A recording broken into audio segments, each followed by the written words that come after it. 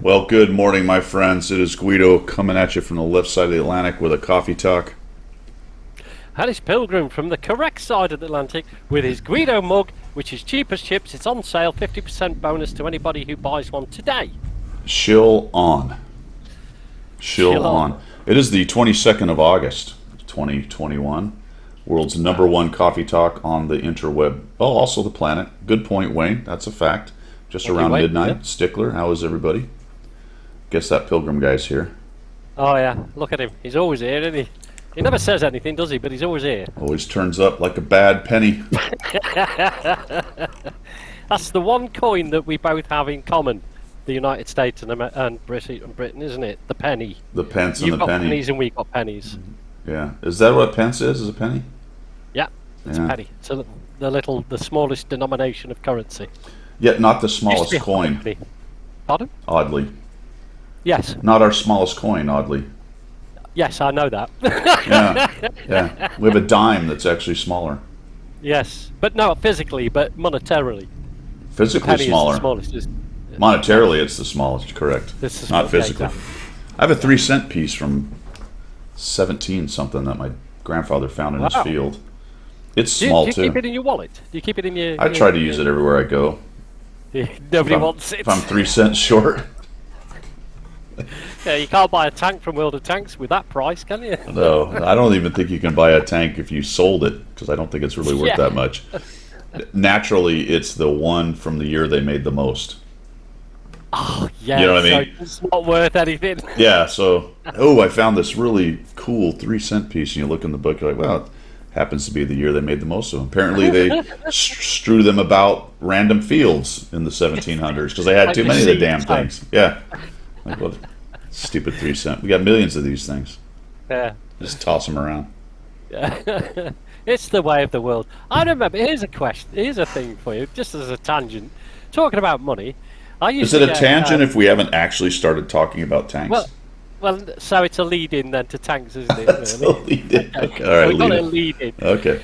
So when I was little, we used to have the old money back in the day before decimalisation, before it became tens and hundreds. We used to have the old money, pound, shilling, and pence.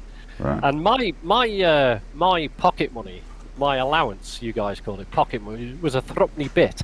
Now a threepenny bit is a small golden coin, about that big, but it's got like 8 sides. So it's dodecahedron or whatever they call it, you know, that shape. Mhm. So it's one of them. And a threepenny bit, like it would get me a couple of sweets off the penny tray from the local shop, Mrs. Buglass's corner shop. So I used to go down to Mrs. Buglass's corner shop with me threepenny bit, and I get some sweets, and I get one Park Drive and a match. One Park Drive was a cigarette, right, and a match. She would sell it in a little paper bag, so you'd have a little cigarette and a match, right, and a couple of sweets. So you'd have your sweets, and you get round the back of the bike sheds, and you puff away, right, with your single cigarette, one Park Drive. Never used to got with packets of 10; they came as ones. So anyway, so this one week I was messing with it. I was like sticking it in my mouth, and I swallowed it. Well, you know what my parents did? They made me do number 2s on a bucket until I'd passed it out because there was no way I was getting another threepenny bit off my old man. So I had to crap on a bucket for like 2 days until this threepenny bit came out. There you go. That was fun. You didn't see that coming, did you, Guido? Well, and that's the end of Coffee Talk. We'll see you guys next week. See you later. I don't even know why we would go on after that. Yeah, me stickler. I had to get it. Oh, you had to search around for it. Oh, Yeah. okay. I actually have tears I coming got out my my eyes. lesson. Don't swallow your pocket money. All right. Jeez Louise. I don't even know where to go from that. I have no idea. Tanks. Yeah, I feel like I should do channel news, but then I'm like, there's no news past that whole thing. Okay. All right, guys. The 100 Battle Challenge continues. I'm getting close on a couple tanks. I actually played a little EU yesterday. Nice. How'd that go? Yeah, I went all right. I've been logging in to get my coins Yeah. and picking the rewards. I actually had some premium time, so I played a little bit of Frontline on EU with. I actually had a premium account because I had 2 hours left from logging in. But we'll talk about that a little later when you talk about your experience. But Yeah. I think it's a similar thing. That I found it interesting trying to do it on my EU account. My check reviews are coming out, guys. The BZ44-1, the Tier 7 check heavy is out.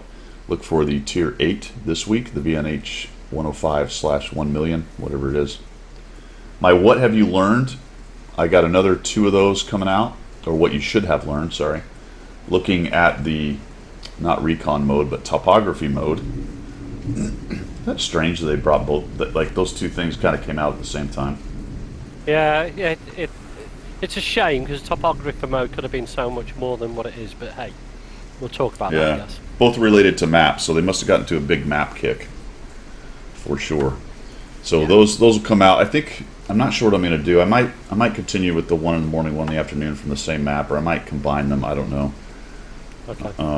I feel like maybe as I get going, what I'm going to have to do is shift a little bit more to the map if I'm talking about hold down and side scraping, because you can kind of do that on all the maps. Yeah. Can't have a mode where you, yeah, I know, Stickler. The only way to do that is to create a training room, but you need 2 people or 2 accounts Yeah, and 2 computers. I mean that's what we. It's funny how we've always, for all the time, asked for that ability just to go into a map on your own and check it out. Yeah. And I think Wargaming missed a trick there, but hey, we'll talk about that later. I guess. I can do that here. I've got a laptop that will run the game, so I can start a training room. But that's the whole process and logistics of getting both computers on and logged in, and then you go back and forth. And so yes, it's useful, but probably the best is to grab the clan chat, grab somebody who wants to do it, and have them log in with you. Yeah. But or you yes, could go for dog tags, as Wayne said. There you go. Oh, it's only for 15 minutes. Yeah, I didn't know that. So it also has a timer. Yeah, it's true. 15 minutes. There you go.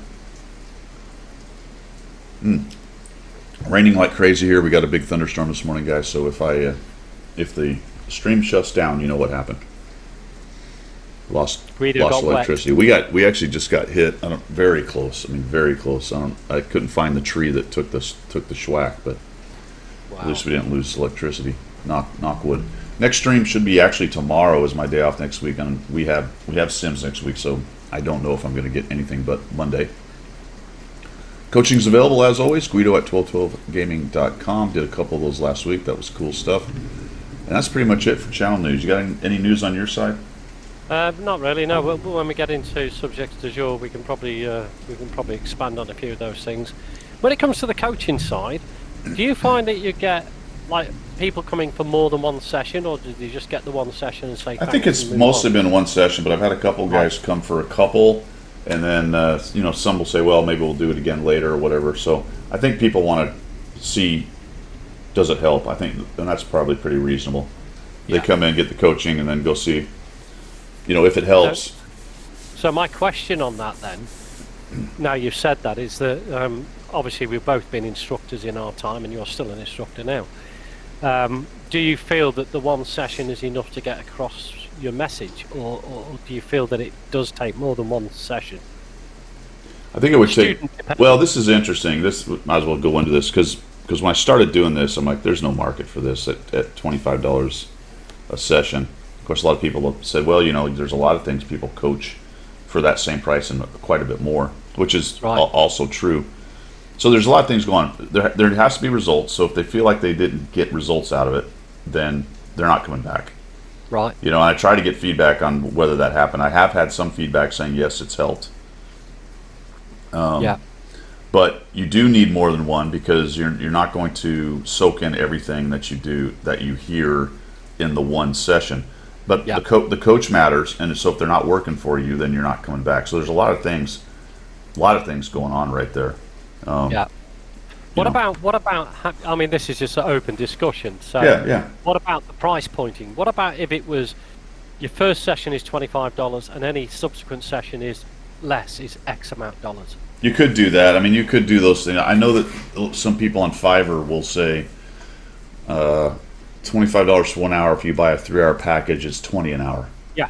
And that's a So I thought about that, but I really didn't know what was going to happen. And so far, it's only been through this community, through our community, because I haven't advertised it on Fiverr or any of the other places. Okay. I've only done it on my channel and through here and on stream a little bit, and that's pretty much it. Okay. So the next step is maybe the put scope for that sort of flexibility, isn't yeah. it? Okay. There's a limited amount of people who want to pay money to learn how to play a video game. Most people, I think, figure, and probably rightly so, they can do it themselves. But there are people who, they like the game, they want to get better, but they don't have the hours and hours to put into it. So a little boost from somebody who knows what they're doing can go a long way. Yeah. Well, it certainly did for me. I mean, I make no bones about it, and this is not patting you on the back in any way, but since I joined the clan, yeah, exactly. Well done, Guido. Since I joined the clan, we've gone over this before. I mean, my win rate isn't everything, but my win rate has gone from sub 49 to 52 plus. Now, that's over a period of time. It's over the last year or so, but also the individual coaching I got when we platooned, and the like I've said before, the small number of times where you died before me, you've then gone on to coach me, and that's actually, it sticks in my head. So, it's great to have a better player walk you through your game. The 40, the sub 40 to around 55 is the biggest bang for your buck in learning. If you're still rolling around sub 40, and you want to get better, some coaching will go a long way towards putting you up above 50%, because that's the part that people don't necessarily learn on their own, which is the mid to late game stuff and all the nuances about how to affect a game that you do have an effect on. If it's a romple stomp going against you, really you're just trying to get as much damage as possible, and there is an art to that. If it's a romple stomp going for you, you're chasing damage as best you can, and there's a little bit of an art to that to make sure you get as much. It's that 20-30%, depending on which numbers you believe in, where you actually have, because you're still alive mid to late game, where you actually have a big vote, a big influence on the game. That's the one that's the hardest to figure out for people, because they don't get there very often. So now you're paying somebody who's been there a lot, who can give you some of those tools and nuances, so that when you run into that situation again, you start to influence it earlier, vice that 10,000 battles down the line when you finally figured out yourself. Yeah. It's bringing. If you are progressing, albeit slowly, what coaching does is bring you through that quicker, because it can take 10,000 battles if you're doing it by yourself. Exactly. And what coaching does is bring it right down. So the company we built, with the software we're trying to build for military applications for training, what we call it's left shift, the aha moment. That moment you get it, right? And left shift means in military parlance is bring it sooner. Yeah. Right. If you push something to the right, a schedule or whatever, it's further down the line. That's bad. If you bring it to the left, you're bringing it up. So that moment where people get it, you try to bring it sooner. And when you left shift, the aha moment, now you can build higher order things after that. Right. You've seen it as an instructor. Someone who gets it early, you can start building on them earlier. Absolutely. And do you know what? That's probably, as an instructor, one of the most satisfying parts of being an instructor, is when either an individual or a group just click, and as you say, everything moves left, and you go, now we can push forward, now we can take it a little bit harder, and you just get a massive buzz certainly I used to get a massive buzz because that's confirmation of your teaching techniques and your students' abilities and everything else, the whole package, isn't it? Ultimately, results matter. So if the people who've paid me to coach them go, well, I didn't get much better or didn't get much out of it, then that's there you go. It's so thanks cool. for your 25, but well, that's not that. No, I'm not trying to do that at all. I want people to get their money's worth, so I make sure that we do 4 battles and we do 4 debriefs. Sparky, thanks, man. Much appreciated. 25 months. If it takes me an hour and a half to get through that, then it takes me an hour and a half to get through that. Yeah. Okay. You know what I mean? And a couple of guys are like, hey, why don't you send me some more replays? I'll do replay reviews. So I've done that a couple times. And I'm still willing to work for people. I'm not a complete mercenary, obviously, but people, not far off. And I still get replays of people like, hey, look at it. And if I can get to it, I do. And we put it on the channel, and it's useful, And that's part and parcel of the YouTube channel as well. It's going through that stuff. So anyway, there you go. The house, Banzai Ducks in the house, MC 950. That was like an infomercial. It was funny. Yeah, that was. It was almost scheduled and planned, that wasn't it? This video is sponsored by Guido's coaching service. That's actually interesting because on YouTube, there are rules for if you're sponsored, you have to kind of say who it was. Oh dear. Yeah. Oh, okay. Yeah. Oh. Yep. So. Well, update on the channel news. Here's an update on the channel news for you. Your tune is currently being worked on. I've heard I've heard a half draft from the Elton John, James Blunt session singers, and it's not sounding too shady actually, but it's still a work in progress. It may be another week or so. So be patient, and the end result hopefully will be good. That's going to be amazing, guys. We're gonna have to have like one of those. What is it? Where the debut? Yes. Yes. What are the video? YouTube has that function. It's a world premiere. Thank you. That's the word. World premiere of the Guido song. Yeah, that'd be cool, wouldn't it? Speaking of that, I have a voice acting part in Tina Machina's upcoming series, and I'm in the first video he's partnering with Wargaming, and they're doing this teaching series with his filmmaking ability in World of Tanks. You guys have seen those videos where he's seen some of his stuff. It's good. Yeah. So he's doing a series of kind of funny but also informative videos. So I'm the voice in the sky. Wow. You're the voice of God. Part of the narrator. Yeah, I'm like the narrator guy or whatever. So you're like Morgan Freeman. Yeah, aren't you? You're doing the Morgan Freeman thing. Yeah, I wasn't too pleased with that. Hopefully he asks me back and I can keep working on it. It is interesting voice acting stuff because, I've had people, whatever, pat myself on the back. You have a voice for radio and a face for it too. I'm like, okay, got it. Got it. But there is voice for radio. Look. Yeah, that's what I'm saying. Yeah. Both of us, man, some serious face for radio guys right here. But the inflection and the trying to do inflection and emotion, if you haven't been trained to it doesn't necessarily just come. Some people can do it naturally, but it does, So I'm more of this monotone voice. So I'm working on it, but it'll be cool. Okay. I think it has a calming influence on the troops. Yeah. I think that's what it is. I think you would give a good pre-Gulf War speech to the troops. I think it would. I saw a good one. Yeah. Did you see the Irish Colonel's one he did? No, but I had I can't remember the general's name when he gave Task Force Tarawa the speech. Wish I could remember his name. Somebody taped it. I think it's out there on the interweb somewhere. But they had all the Marines. Of course, I was standing around in the back because I was with them at that point. And he gave quite the pep talk about a day before we pushed through the berm. That was crazy. Cool, isn't it? Yeah. Yeah. There are people out there who can do that sort of stuff. Amazing. And plenty of F-bombs and non-child safe stuff, but that's to be expected at that point. Yeah, I mean, it's a load of troops going to war. Yeah. Putting foot around here, you know what I mean? And that's, we were about to push through. We didn't know what the hell we were going to run into, really. Nothing, everything. Who knew? Who knew? All standing around in our chem gear. It was awesome. Well, yeah, and then you've got Guido on top of his... sorry, not Guido. You've got Pilgrim on top of his warrior with his guitar saying, who gives a shit? Let's go do this and let's sing them. Well, you're talking Gulf War, right? I am talking I'm talking Gulf World War, Gulf 2.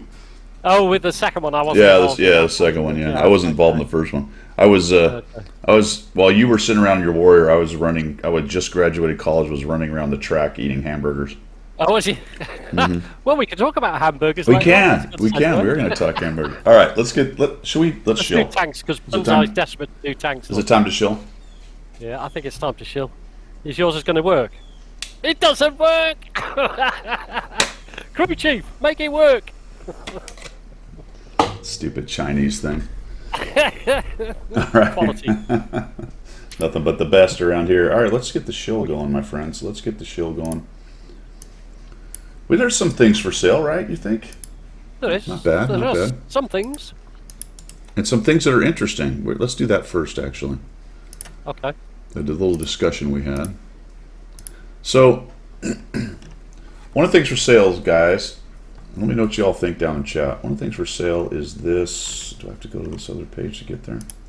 I think I do. You have to sort of go to all news, don't you? Yeah, I'm trying to find it now. This would work a lot better. There it is. So heavy metal, a trio, a tier 8 trio. So this is one of the advertisements. They're not packaged, but they are obviously advertised together, and it's kind of a, I think, frontline kind of thing. But the price points I thought were really odd. $40. No, this is just the. Excuse me. All right, wait a minute. Look at this. That I did not notice. Okay, so the top package for the Renegade and the 7501 is the same price. One of them is 29% off to get there. One's 20% off. Yeah. 5,000 gold, 5 million credits. So everything else looks to be the same. No, there's a Dead or Alive camo. There's a style in there. There's a style. So special style. Basically, they've comped you the style by making it 29% off. All right, so that's kind of what's happened there. However, the prototype with the winged Hussar style is $91. Yeah. Wow. Although they've also tossed in a ×5 XP on that one for some bizarre reason. Is that worth $20? I don't know. I don't know. But let's concentrate on just the tank. Yeah. Because it gets really wonky when you start adding all the other goofy stuff. These are just the tank. Sorry. These are just the tank. Although, all right, now I'm starting to see one of the things that happened here with the 50 TP, which was throwing me off, is they've added the winged Hussar. You can't buy it without the winged Hussar. No, but it's still an $8. Is it more than $8? Yeah, well, I don't know. That's probably an $8 style. So it looks like the 50 TP and the Renegade are basically the same price. Okay. $40, and you don't get the. So they're not forcing you to get the Dead or Alive camo. Still strange, right? Yeah, and they're forcing you to get the winged Hussar camo. And for the 7501, it's just very random. That's my issue. It's so random. Now, this is obviously admitting that this is kind of a crummy tank, because this one's 33 and this bad boy's 48. I would imagine it's 40. And this dude, so the Renegade and the winged Hussar are both good. And if you're curious which one's better, oh yeah, on the US server, the Renegade is much better as far as results based ranking. The prototype's down here. Yeah. Not bad, but the Renegade is better overall. Which you would, if you're going to, well, okay, we've worked out that the price point for both tanks is similar because it's the style that's... Because it's the style that's tacked on top. However, if your play style is more suited to mediums, then of course the Renegade is the tank to go for because it's got more mobility than the 50 TP. I mean, the 50 TP is a big lumbering hulk of metal. Yeah. Doesn't get across the battlefield that quick. So I guess if the NA generically, if the NA like fast maneuver warfare, then that's why the Renegade is doing better, perhaps. Then you got to love that the Dead or Alive style is $9.17. Yeah. And this one's $7.99. Yeah. Yeah. Just weird price pointing, isn't it? It's like almost they plucked these numbers out of the air. I would just call it that. I think is the Dead or are they both 2D? I don't remember what they consider them. Never doesn't say right here. I do think they are 2D. I think they're 2D. I don't know if there's any 3D elements to it, but in any event, they're a different price. But it's just like it's plucked out of thin air. Yeah. Well, someone's doing the maths. They're looking at what they paid for it. Whatever the artist, whatever it ended up costing them, they know what that is. Yeah. So they're going to figure out, what the price point is. It's like I think it's like anything a store sells. Just because it's two different. Well, that's a bad example. I was going to say just because it's two different candy bars, they can't be. Most candy bars are priced the same way, but they have a slightly different size. Maybe some of the bigger ones cost more. All that kind of good crap. I don't know. I'd be very interested to find. We'd never find out, but I'd be very interested to find out how prices are actually worked out. Whether it is man hours, whether it is technicality, or whether just some geezer in a room going, let's call it $10. I don't know. It I would be know, interesting, just around midnight, you're exactly right. This reminds me of a story that I was talking to a guy, an acquaintance, not necessarily a friend, but somebody I know locally. He has a big company, and it's a construction company, marine. They do a lot of marine stuff, a lot of stuff that's kind of special skills stuff. And he does a lot of government contracts. And I was just, we were just discussing it, and I'm like, well, how do you price something like that out? Because he just won some big contract. He's like, well, it's a bit of an art. I mean, you obviously look at what you think the man hours are going to be, what the equipment is, whether you need to buy anything new, all that stuff. You add all that up, and then I just throw some on top for mama. And I'm kind of like, well, okay, do explain. What do you mean? Because that's what I was getting at. Like, how do you figure the profit margin on something like that? What are the factors? Is it a percentage of the thing? Is it a? Yeah. And he's like, no, I just chuck something on top that sounds reasonable to me. And I'm like, oh, to you, reasonable to you, as in what you're taking home. He's like, oh yeah, Yeah. And I'm like, well, in reference, was it just around midnight that said that? It's whatever. And here's the thing: if you chuck too much on top, you price yourself out because somebody else is willing to do it for a little bit less. Yeah. There you go. It's funny, isn't it? I guess there's no set. There's no set parameters, are there? No. Can we just dip into the Type 5 heavy? Hold on a second, because I want to answer just around midnight. I just saw a guy do a video on that very same thing. It was a great video. And he was like, well, ma'am, he was acting like he was talking to the customer. And like, here's your price. Well, yes, I do understand that does seem high. And then he did the honesty thing. It's high because you're a pain in the ass. Your house is disgusting. I don't want to go into your house. So if you want me to do this, you're going to pay me for it. Otherwise, I don't even care if I don't get it. Yeah, absolutely. This is not a job I really want to do, so pay me through the nose. Otherwise, I ain't doing it. So here's your highball price, and it'll be worth it to me at that point. But it's not worth it. I don't want to work with you. You suck. The thing is, if you're in a good business and your business is doing well, you have that facility, you have that ability to refuse a job on any ground you like. It's only when you're desperate and you're trying to get your business to kick off that you take anything and everything. So it must be nice to get to a point in business where you can go, no, I don't think so. I'm not doing that unless you pay me all this money. Yeah, just around midnight. Every time they come in and start giving you advice, you're going to charge them a consulting fee. Yeah.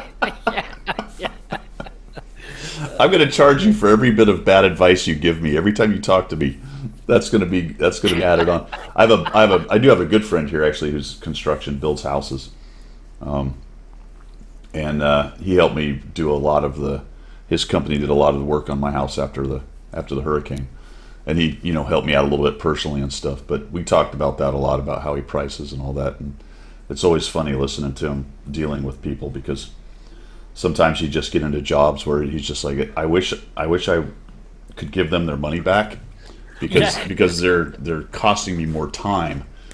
Yeah. Yeah. I mean, I've got every sympathy. I mean, a guy goes out there to set his business up and he's doing the best he can. There's a lot of respect for that, because a man's working for himself, and so he has to price accordingly, and he has to price to the market. But he doesn't have to put up with BS from people, does he?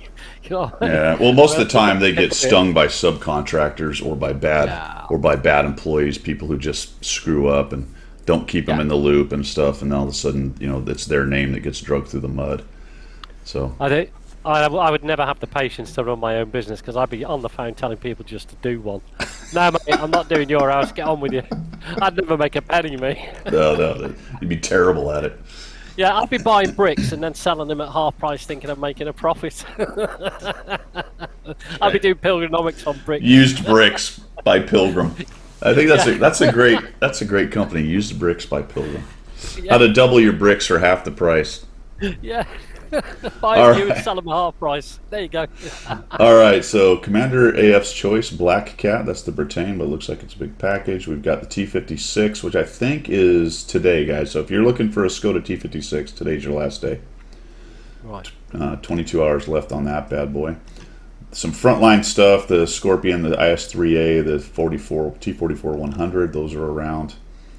And looks like those are also done today. So a lot of stuff falling off the list today. For gold, there's still that Visa 15% extra thing going on.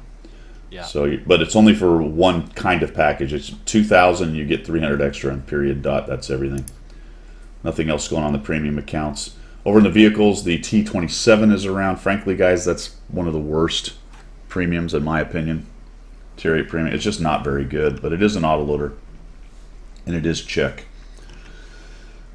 Polish. Yeah, I mean, it's a crew trainer, but it's going to cost you, isn't it? Yeah. Polish 50 TP, as we discussed earlier, the 7501K and the Renagati, all of those are available. A couple big packages, and then the standard tanks. Nothing really big there. On the specials, similar thing with the T27. You can get the styles by themselves if you are. Wait, what? Oh, Jan Ziska. Jan Zika? See, that bad boy is 1928. Crikey, oh, right. Yeah, Is that it must be 3D. Sterling, yeah. Must be 3D. Yeah, it's 3D. See how they got all the extra. So anytime it ends up being a 3D, whereas I believe the Dead or Alive is considered Looks just 2D, isn't it? Yeah, a Dead or Alive is 2D. 2D. Yeah, see how it just shows what the extra stuff. Yeah, so there you go. Yeah. Oh, this says 3D. Now, I don't know if that's a does it? typo. It says it's a 3D, so It whatever. doesn't look it, does it? Yeah, I don't know. I wouldn't put too much No. stock in all those. I think the thing about a 3D style on some of the tanks is that it can confuse the actual hitbox a little bit for people. You know. Yeah. I guess that's probably, for me, that's probably the only reason. Well, if you don't know what you're looking at and you're a new player, who knows what you're thinking? You know what I mean? Yeah. All right. Oh, the war chest is still up for 140 bones. I know, isn't that terrible?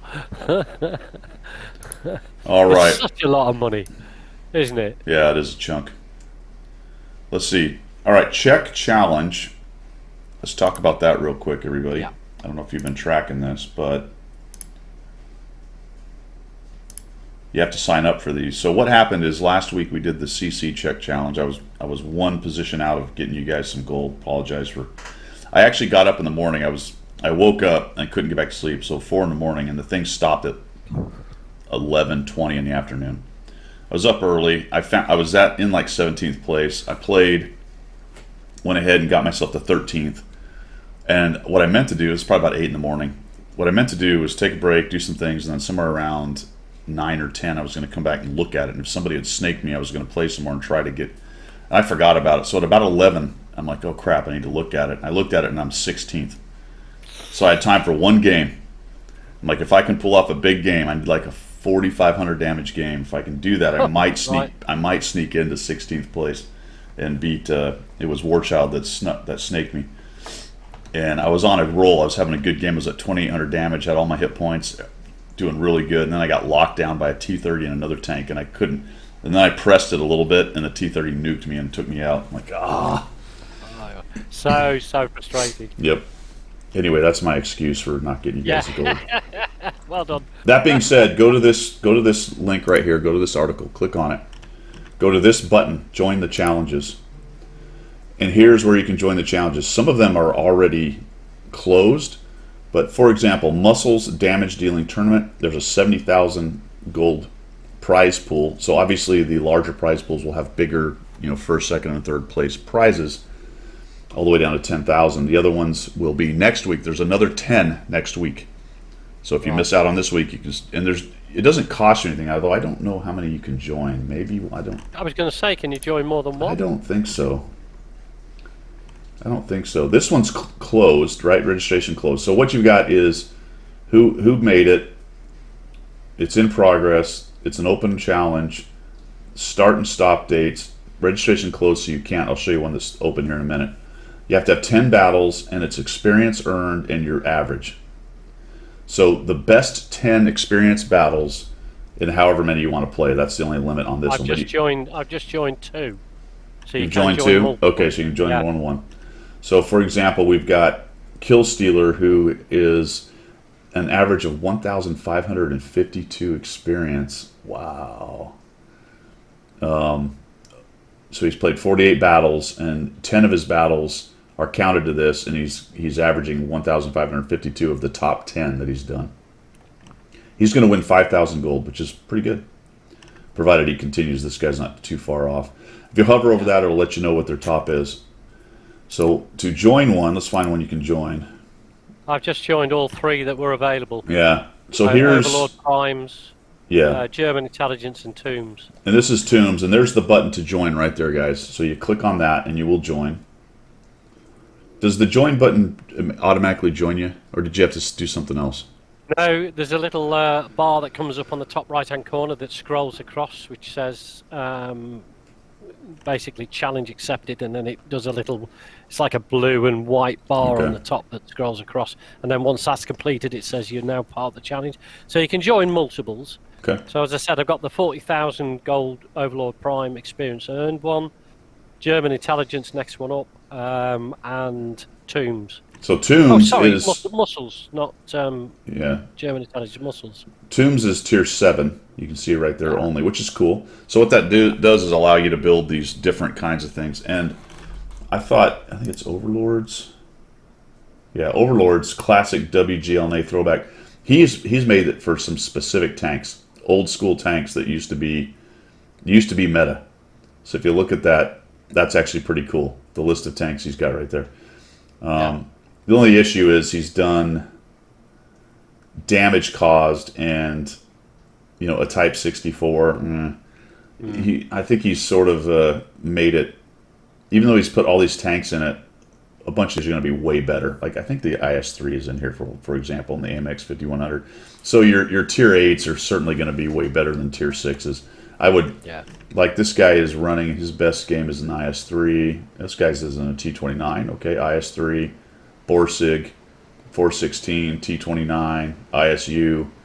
So it is fairly diverse. Oh wow, look at this dude, M6. The 11th guy is doing it with an M6. That's cool. Cool. So 1st through 8th are going to place in the gold. Very cool thing. So I've told Wargaming, or asked them, or given them feedback that this is a great idea, and I would love to see this as a capability for CCs, even to use their own gold. Okay. If they want to set up some kind of challenge and do a prize pool, it's fantastic. So we'll see. Yeah, that's a good idea. Yeah, we'll see if they do.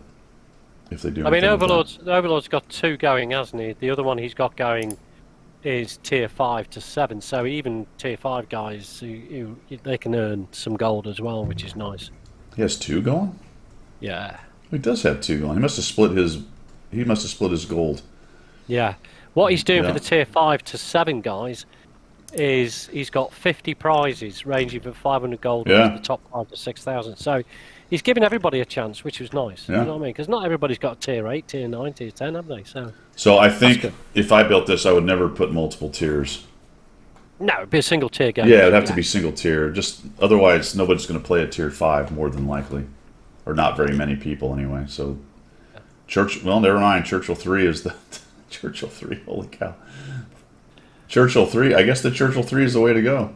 Holy cow, that's pretty cool. Panzer 5.4 is the Churchill 3. That blows my mind. Yeah. Churchill 3s must be experienced farmers for some reason. I don't know why. What tier are those? 5? They're tier 5, right? Churchill 3's a tier 5. Why are Churchill 3s so experience-y? I don't know, but that's a good question. I mean, you got to get all the way down here before you see something like a T-29. All right, that's a little bit weird to me. Are those bots or something? Well, either that or people are... Are people rigging Churchill 3s for want of somehow? a better word. That's very strange to me. Why is it that Churchill 3s can crank out so much experience? This dude has 2,303, and I'm assuming that's base experience. He's managed a 2,303 experience game. Yeah. It doesn't say that whether it's base or not, though, does it? No. Well, you know, as with everything, whenever you make these kind of challenges and things, people figure out how to min max, right? Well, yeah, exactly that. I mean, I've just been to his stats page, and he's got a lot of battles. He's got a high win rate. I mean, Yeah. he's and that's the way it is. I'm not saying he's seal clubbing. He's in the competition. He's a very good player, or he's a good player. So he just knows what. Cliffy says it gets a built-in XP bonus modifier. What? Oh, okay, yeah, could be if it's a premium, isn't it? But is it not base experience? It's counted on. Surely it must be. Are you talking about being a premium? That's odd. Really? Tier 5 premium, isn't it? Really? Oh, see, this is what I'm Wow. talking about. This is what I'm talking about. If Min-max. that's true, and I have no reason to believe it isn't, because I had no idea. I've never even heard of that. But there you go. If that's true, that's why you got to watch out with these kind of things. Because people know how to play the system. Yep. And there you go. That's proof of the pudding, isn't Yep. it? You know? Yep. Well, that would explain why the top 10 or so are almost all Churchill threes. That's actually hilarious. I'm going to bring that up Yeah, it'd be interesting to see what they say. Nothing to be done about it now. I mean, No, I mean, it's just a fact the way it is, isn't it? It's not- People will, as you said, people will find the min-max. yeah, and it's not a case of me saying they cheated. It's just there's a unique thing of that tank that is going to be leveraged in that challenge. Yeah, For free. Good morning, man. How you doing? for free. That's yeah. actually pretty funny. All right. Totally. What else we got going on here? Check challenge. We talked about that. Oh, redeem your tokens, fellas, for the August Heat thing. Today's your last day. No crying on Monday when you've forgotten to pick up your goodies. Yeah. So, What have you spent yours on? I think mine are all gone. I'm just checking now. I got the bonds. I got, Yeah. and then actually was going to get that big universal book, but I actually just took 4 of the 50% credit bonus things. I just use them all the time.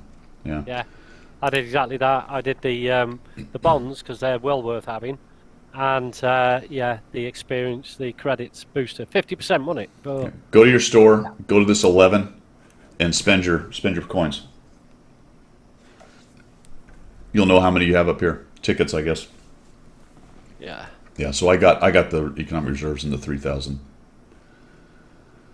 3,000 bonds. 50% bonus, wasn't it? Yeah. So when I get to 12,500 bonds, I'm going to grab the Skoda T45 just for the collector kind of idea. That's Oh, not it's a collector thing, right? yeah, okay. yeah. I mean, it's not a Yeah, great yeah, tank. yeah, It's just yeah. it's available and I want it, so we'll do it. Yeah. I mean, I could use bonds for purple equipment, but I just don't. I don't care enough for that. No. I have some, so there you have it. Although I will say, and this is something I'm starting to kind of see a little bit with field mods and all the other bonuses. It exists today, and it is quickly becoming more and more prevalent. That is it prevalent or prevalent? I'm going to say both. Well, there you go. It'll Common. in the United It's Kingdom. becoming more common. Yes, we can use that word as well. More common. That Umbrage at that. I'll use my common vernacular because Yes. I am common. You that- are the common man. I am a common man, 100%. Indeed. Mediocre at best. Yeah. That if you don't have all that stuff stacked on tanks, you're becoming more and more at a disadvantage. It really, especially at the higher tiers. So there you go. Pretty soon, you just have to watch the competitive scene to understand that you have to have all purple equipment. Yeah. You're going to be shooting gold. You're going to be using purple equipment. You better have your field mods done. You better have the top crew, blah, blah, blah, blah, blah. And to even include the right tanks, obviously, with all that stuff. Yeah. So there you have it. Well, it's a cumulative effect. It's not. I mean, one of those things is not such a great difference in the tank, but the cumulative effect of having all that together on a tank is Right. It's massive. It's we're talking tens of percentage differences. So yeah, absolutely. Yeah, and food. Obviously, you got to have food.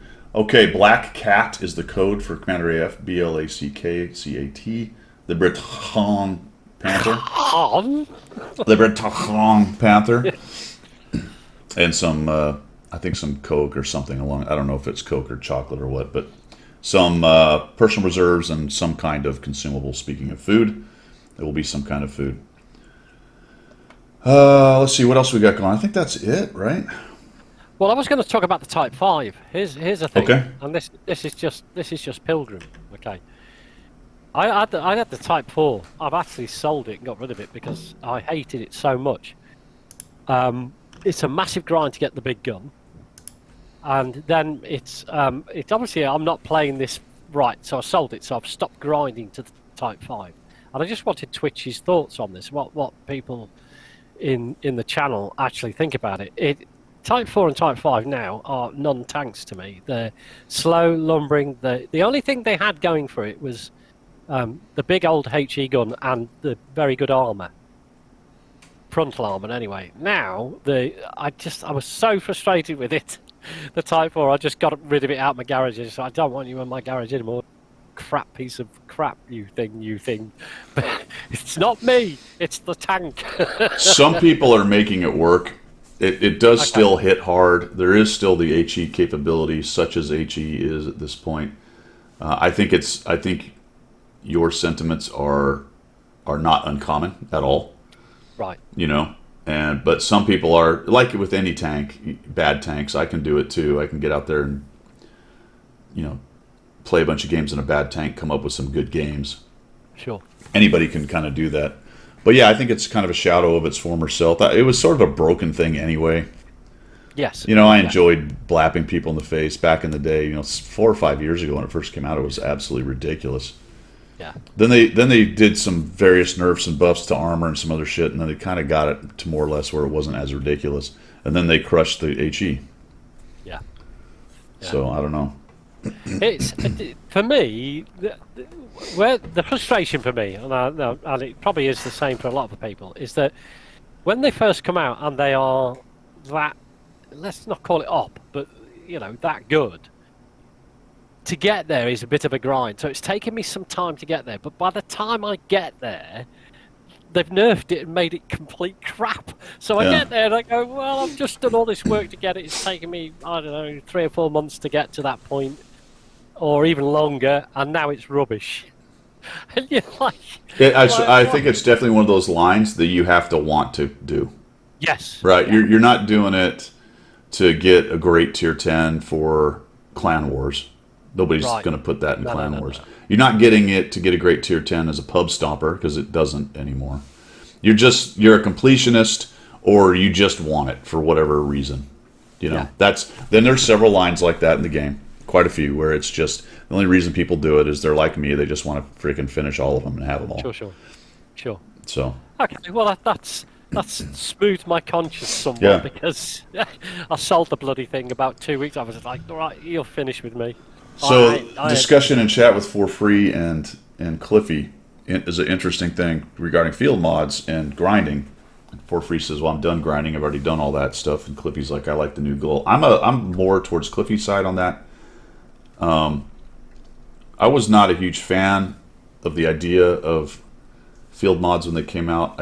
I don't like stacking extra bonuses on things. I'm still not a fan of the idea that the tiering system gives the higher tiers extra field mods. Yeah. But that being said, as a general rule, the bonuses and negatives, most of them aren't even worth doing, and the ones that are okay-ish. Yeah. There is some balance issues with some of them, because some of the bonuses are too good compared to the negatives that don't matter. Yeah. It shows a bit of a misunderstanding, I think, by the devs. What you have is you get a bonus in something and a negative in another, and while they seem to be opposed to each other, the importance of one and the other in the game is different. Yes. You know what I'm saying? So there's a couple of them like that where you're like, all right, you are giving me a negative, but the importance of the one you gave me the positive on, it's weighted heavier. It's weighted heavier. Yeah, it's got a heavier weight. Yeah. So, I mean, as an example, you could say aiming time reduced by 5% for throwaway figure, and I don't know, engine speed decreased by 3%. Well, in a heavy tank, that doesn't matter, does it? You're always stuff like that, right? Slow. You know what I mean? Stuff like that, yeah. So I think it's still a work in progress. Hopefully they don't just abandon it and don't tweak it. But I will say this: I haven't seen anybody prove that it's turned something into an OP monster. Has anybody seen that there in chat? Have you seen no, not yet. a build that is destroying the game? I've heard some Sorry, go on. I was going to say I've heard some anecdotal things about IS7s that are super fast. At which point I'm like, okay, they were already kind of fast anyway. I don't know if that matters that much. Yeah, I think as an overall package, the with the field mods, with the different types of equipment and all, as we were talking about before, the prime example of how you can max that right out is that ELC even 90 video you had on your channel, where the guy was he must have been within 10 meters of the enemy, spotting them on Himmelsproc, and they just never saw him. Well, because he had that was almost entirely a CVS issue. That's a piece of equipment that just does that. And then that thing already has a super high camo, even without bonuses thrown on top. So that thing has always been able to do that. Maybe not quite to that extent, but enough as makes a little difference. But I think it's the CVS almost uniquely that causes the scouts to be able to do that kind of thing. He was invisible. They just couldn't see him. Yep. That was amazing. Dez does have some builds, but I don't know if any of them are really... Yeah, the camo itself, Cliffy, it started that way. It's been that way since it came out.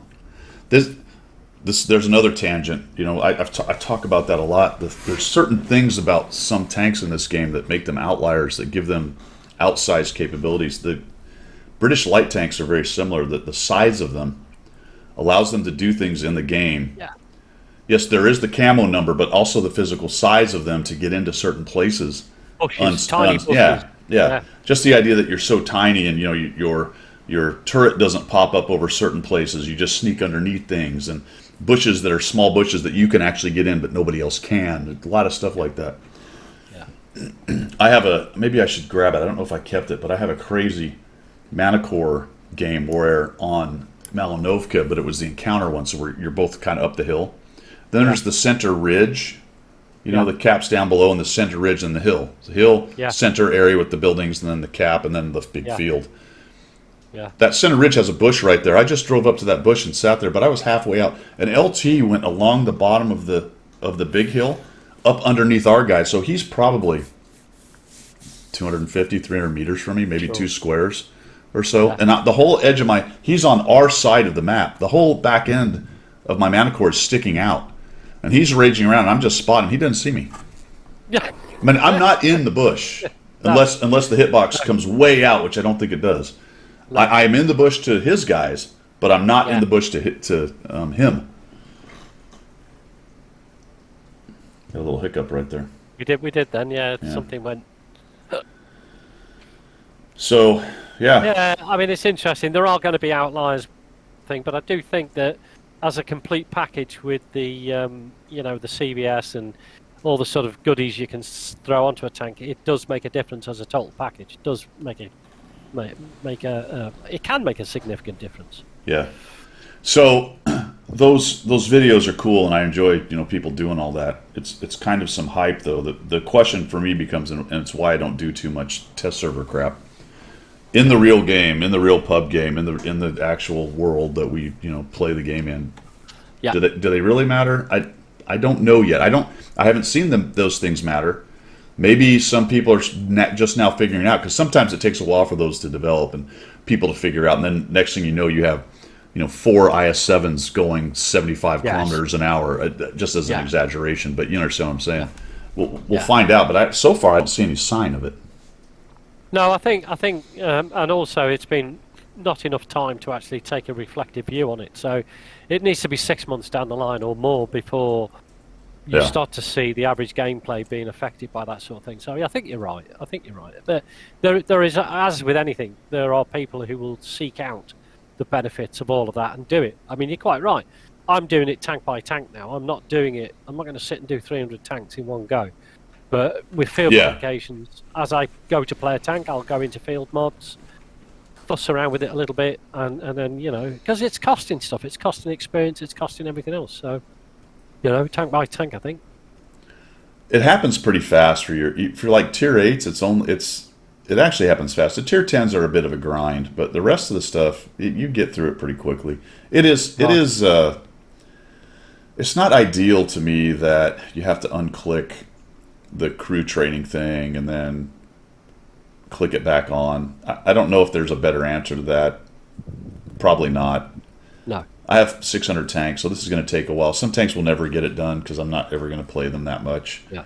Yeah. The 100 Battle Challenge, though, is actually helping me with that because on those tanks, I just unclick it and I do the field mods, and then I get my 100. But other tanks that I've played forever are probably almost never going to get it done. You were saying something about tier 6. You can virtually go through all your tier 6 and just either click or unclick. I can't remember what you were saying now. No, I don't because remember it won't matter, will it? I don't remember that. I can't. Or maybe I dreamt it. Dreaming of Guido one evening. Senility is a hell of a thing, my friend. Isn't it? Senility is a hell of a thing. Yeah, I can't remember my name most days, so it's okay. All right, are we done shilling? Because we sort of rolled into subjects du jour. Well, I think we have. I think Wargaming are pushing forward and they're doing what we expect them to do. So cool things. All right, really quickly, let's see if there's anything to look at in the missions. Fresh look. That is the Prime Gaming stuff. Commander AF's mission gets you croissant and strong coffee, which I've completed, nice. And a cat's eye. Get a cat's eye. Hopefully, you can sell the cat's eye. K91's on track. Watt Salute is standard. Hunting. Blah blah blah. Type 5. Commander AF Coupon challenge. I did not know that existed. What is this? I haven't got that. Hang on. It ends today. Why were we doing this? You get. Oh, we looked at this once. I can't remember what it does. Oh, it's for the Breton. So you have to do it in the Breton. Yeah, you got to do the code, Black Cat. Oh, okay. So this is something you do with. What do you get though? I don't know. You get something. You get these iron tokens, and then for somehow you get something. Yeah. Oh, you get a cat decal. You get a cat decal. Is that what you get? Yeah. Cat decal. Okay, subjects du jour, my friends. Subjects du jour. Well, the game's being destroyed. Again. Because I think that's how we're supposed to start, right? Yes. It's being destroyed by a new tank? Yeah. It's being destroyed by all the CCs leaving World of Warships. Yeah. It's been destroyed by Wargaming. Yeah. And nefarious underworld Black Ops helicopters. Yes. Yes.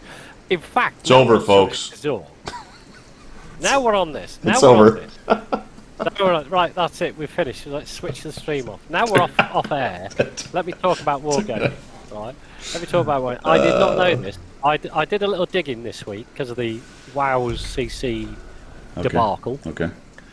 And so I did a bit of digging, and actually I didn't know this, and probably people do know this, but I'm sort of slow on the uptake. Yeah. Wargaming are actually being investigated by not only the FBI, but also the European security agencies for things happening money-wise through Cyprus. That's all I can say. I think Cliffy's actually noted this several times, and the couple articles I've seen as well kind of confirm this. Every time I see this article, it's on some rando blog with zero confirmation. So I don't know, dude. No, interesting though, isn't it? It was linked by the WoW's CC debacle. Of course it was. Yeah. And it's always these rando sites. Yeah. You know, so companies get investigated all the time. Of course they do. Of course they do. You know, if you're turning over millions of, possibly billions of dollars every year, then somebody somewhere is going to be looking at it, aren't they? Yeah, I don't know. I'm not defending it. I have no idea. And personally, I don't care too much, really. No. I don't think it affects us too much sitting here in our coffee shop. I mean, look at this lovely coffee shop we have here. Well, it's beautiful. All of this was bought. All of this was bought by nefarious money from Black World Ops and helicopters. Yeah. You were money laundering with the local fish and chip That's shop, right. weren't you? Yeah. The 27 cents a day I make off of this. Yeah. You're going to have men in black suits with sunglasses on, Oh yeah, knocking yeah, on your door any minute now. a bazillionaire at this point. Oh dear. Let's see. Right, subjects to Zor. Sorry. Yeah, subject. That's all right. KV. Let's go back. We got to go back Yeah. to World of Tanks. All right. Go back away. Go Gotta back go away. back to World of Tanks. The KV-1S screened is coming, my friends. Are you guys excited? Get hype. Oh dear. Oh KV1, dear. KV1X3, KV1S screened. All right. Do I need to interject something here? How many variants of the KV-1 are we going to get in this game? Have they run out of ideas that they're just throwing things on existing tanks now? Is this where we're at? I don't actually have a problem with that. Do you not? No, I do. no. I like the different like historical tigers and the weird little variants of tanks that exist. That doesn't actually bother me that much. Right. You know what I mean? I don't. What are they supposed to do? Just make up tanks that out of thin air? Oh wait, they've done that. Yeah. Yeah. I mean, they need content. I mean, honestly, at the end, they need content, right? And you may argue, well, there's certain other tanks they could do that really existed. Maybe they'll get to them, maybe not. It's a tank that existed, so there you go. There's the KV-1 screen, though. In comparison with the KV-1 and the KV-1S, in fact, they've called it the KV-SH, haven't they? Have they called it the SH? I don't know. It says screened here, but I don't know what its actual in-game, what their actual in-game thing is. Did I mean, you've done the comparison tool. It doesn't make it any. It has slightly more hit points, I think, and that's about it. It's got more hit points. Yeah, they beefed up hit points, and they say something about it's more survivable. I think this armor layout and turret armor is the stock armor stuff because it's only 75 hull and 90 for the turret, which isn't great. Yeah. Howie says it's a TV screen inside the tank. It's not on the outside. Oh, screens, TV screen. Oh, okay. Yeah. Or it's been screened for disease or something. It's been properly vetted. Or something like that. Yeah, it's Yeah. it's a disinfectant tank. Well, apparently it's had extra armor bolted onto it, but you can't tell by the actual armor because when I looked at in the game at my KV-1, there's no difference. Okay. There is more hit points. It's got 950, which is top at Tier 5. It's the TOG of Tier 5, I guess. But it does have a crummy little pew-pew 76mm on it. Right, okay. So that's coming. There's also apparently the gift tank for Holiday Ops, the Tier 3 gift tank nobody ever plays except for that first day when there's 1,800 of them in every game, is going to be the, I'm trying to find, T3 convertible. Yeah, it's the American, isn't it? Yeah. Yeah. So one more tank that most people will turn into a garage slot because it comes with one. I'll keep it because I collect them, but it rages around, so it's got a little, does 40 damage, has a 48 pen. It's a 4-shot kind of auto cannon thing, pew pew pew. Does how much damage does it do? 40. There you go. Oh, okay. So people will rage around with that for a day or two, and then there you go. And we'll see if it's good enough to become the next SEAL Clubber at Tier 3. Well, that'll be it, won't it? Whether it be the Panzer Syphilis or it'll be that PZ, whatever it is that everybody uses. The Panzer, what's a Panzer Syphilis? Well, the SFLC is the syphilis, isn't it? The Panzer Syphilis. So coined by the European server. So, I didn't realize it had a name like that. That's pretty funny. All right, good. I like it. There you go. I learn something new every day. Yeah. Do you know what? Here's a complete and utter tangent, right? Maps aside. We never don't mind we don't do doing- tangents here.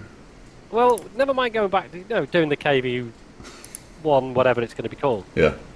How about, and this has been mooted on the forums a lot, how about we do tier 11 and 12 and we bring in tanks from the 60s? How about that? I don't know. They for some reason they have a complete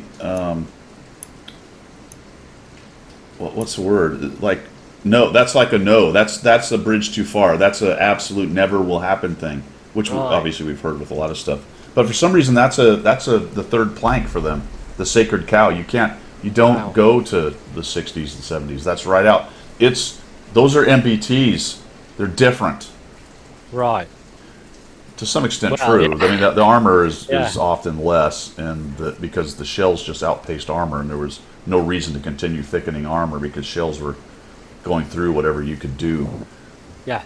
So now it's reactive armor and other stuff and angling and Yeah. everything. But I don't know. I mean, Yeah. even if you said, right, tier 10 is the sort of all right, it's the end game, but 11 and 12 could be their own. I don't know how you would work that out, but it would be their own mode. So you'd have tier 11 and 12 that you would never see 10s, 9s, 8s. Well, they've blurred that line. You know, Wayne makes a good point. Yeah. Some of those are Vietnam era things and fought in Vietnam. Yeah. And even Well, the even P95 further on in the Arab-Israeli war, some of these tanks were quite far into M60s, yeah. Yeah, M60s. absolutely. But go what Cliffy says. That's the argument about not going, no kidding, to leopards, full up leopards, leopard 2s or whatever 3s or whatever the MBT version is. What's yours? Abrams. What's yours one's called? Ours is Abrams. Challengers, Abrams. all whatever. Yeah. T 72s, all that stuff. Yeah. Is they'd have to put reactive armor in and missiles to make it realistic. I say, do you? Yeah, you don't. You know, I mean, yes, if you're trying to be strictly historically accurate, then yeah. But you don't have to. I mean, you can still just run around with guns. Really stuck to that. You know, over the years they brought some. I always figured maybe they were trying to maybe saving that for a new development and develop a more modern game at some point. But there's no hint of that. That doesn't seem to be something they're working on, is that I've ever heard of anyway. Right. So I don't know. They've made their period, and that's what they stick to. So That's what good they on stick them. to. Yeah. I mean, it is, World of Tanks. So you would assume that at some point there would be a development into the modern day era. I mean, nobody wants it like War Thunder, which is just a seal clubbing fest. So you would have to restrict those tiers to their own mode, if you like. Maybe. I mean, yeah. Well, But you could certainly make a tier 11 and 12. Some people would argue there's about 4 or 5 tanks that are tier 11. Yes. Basically. Yeah. But that's that's a whole nother arms race on top of the one we have. You know. So I don't know. It doesn't bother me too much.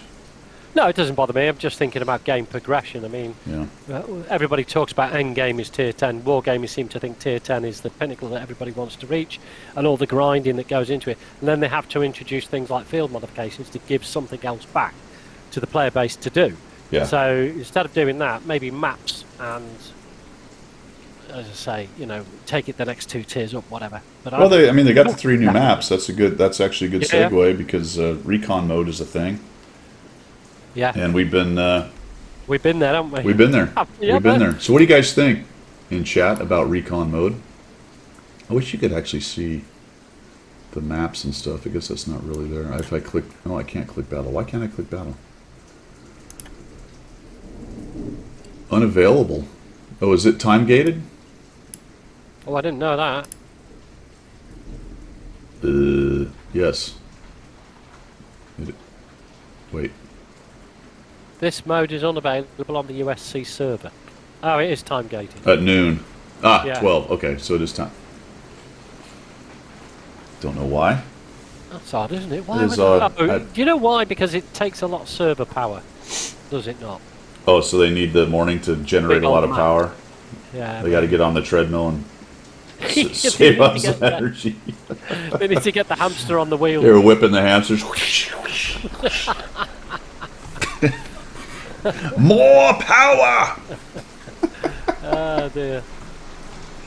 No difference between recon mode and just random battles. Just throw the maps into randoms and remove them a month later, like planned, anyways.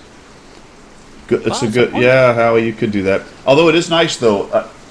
I'm with you. I know what you're saying. But I do like that I can go to recon mode and those are the only maps I get, so I know I'm going to get one of the new ones. That's. Yeah. You know what I mean? So, I think that's actually a good thing. So you can just get those maps. You don't have to worry about, because honestly, I've only seen. What's the port one called? I don't want to say what they named it earlier. Yeah. Himmelsport. Himmelsport. I've only seen it Yeah, Port. probably 3 times in the last 2 week or so, or 2 weeks that this has been out. I mean, I hardly ever get it. Yeah, what's that one where it's just a runway? Safe Haven. That's the one. No. Safe Haven is the new normal map, the normal rotation map, the new one they put out. Right, The airport one you're talking about is in recon mode. That's right, and it's that. It's airfield, I think. It's just called airfield. Is I it? thought. Is it just called airfield or airport or something like Is that? it? Ah, right, okay. I don't like that one very much. It seems that people have sort of no, I don't like any of the apps that are on there at the moment because they're a work in progress. They definitely are because there's so much wrong with them. I mean, the battles we've had in there, it was pretty. It does not pay to be aggressive on those maps. That's the bottom line with all of those maps. Is that if you're aggressive and you're forward, such as the topography of those maps, is you get no support from your team. The one with the airships is probably my favorite. Yes. Although I don't dig the stupid train tracks right through the middle. It drives me absolutely crazy. But I like that one the best. I don't like the airfield one very much. Well, that's EBR territory, isn't it? Up raging up and down the runway. You know. Yeah, that's the problem with that one is it has so much high ground. When you get up there, you just shoot down on everything that's down at the bottom. It's insane. The one with it's the one with the memories on the top of the hill, isn't it? Yeah. That's Now there's a nice little hold down scrap that goes on up there. Yeah.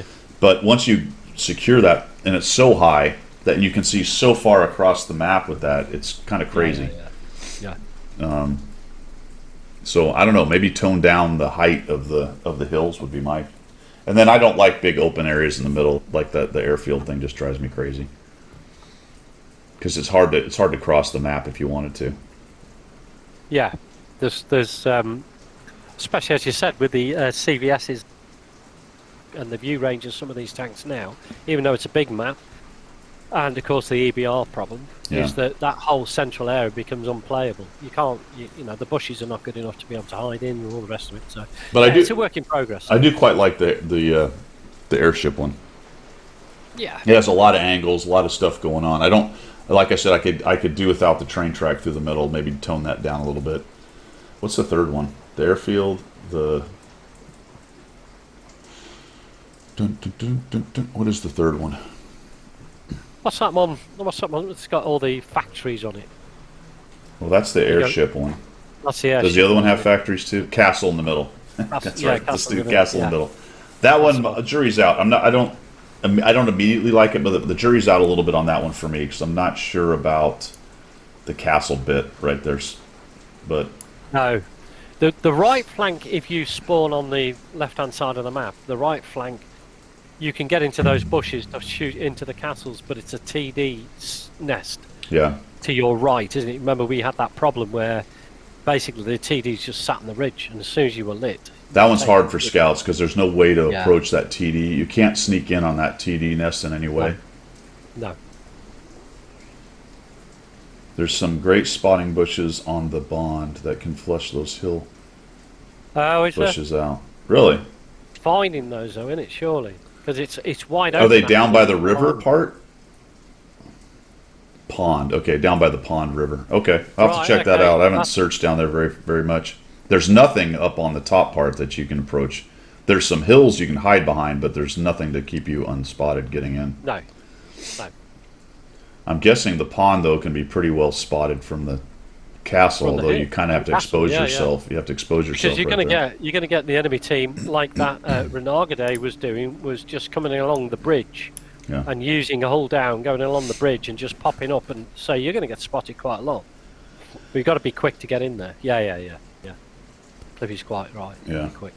All right, Battle Pass Season 6 is coming up, guys. Make sure you do your recon mode and give your feedback, though. So if you want to voice, such as it is, that's your chance. I still need to play it a bit because I think it ends in 3 days. Is that right? Is that what it's saying here? If I highlight, does it tell me? Yeah. It ends, I want to say Wednesday or Thursday. September the 6th, isn't it? No, I think it's less than that. 3 days. It ends in 3 days. So you've only got 3 days. Wednesday, I believe. Yeah. Yep. That's a lot of battles in that a time frame because you have to have 50 to get through everything. So, we'll see. Season 5 will last until... You're looking at Battle Pass, not Recon. Oh, Yeah, you're looking at Battle Pass. Nope. All right. Battle Pass, speaking of Battle Pass, Season 6, is that right? Yeah, it's in common test now, isn't it? Yeah, Battle Pass Season 6 common test. The tanks are the MLE-54, the Centurion AX, and the Object 268. They've got some 3D styles, and apparently we are back to giant AA guns strapped onto everything. I thought we got rid of that. Not only does this one have it, they all have it. That's, oh my god. I know, they've decided now. His isn't quite as big. This is a medium, by the way. So now the medium, is it? No, is that a heavy? Is the Centurion AX a medium or heavy? I think it's a medium. I think it is a medium. And that, it even has a giant drum-fed, ridiculous AAA gun on top of it. Goodness. I don't... They keep doing it, don't they? They can't help themselves. No. They can't help themselves. And... Oh, you're like, oh, this one doesn't have it. No, it's too bad. It does. It's even bigger. It's just, I don't know. That's on the back engine deck, because that's where they would put this big gun, where you can't now open up the plating. No, on the louvers. You have to remove a 4,000-pound AAA gun before you can work on your tank. Oh dear, amazing, isn't it? Talking about them, talking about the louvers, the louvers on the back of a tank. They're the ideal place to fall asleep on because you get the heat from the engine coming up through the louvers. Yeah. Right? And I was out in a rather snowy place at one point. Lots of snow, almost as much snow as you boys in Alaska get. And that was the place to be. Now, the funny old thing about that is that during, like, when it's minus sort of double figures, there's a number of things you can't do. One is you don't lick metal at any point. You don't lick metal.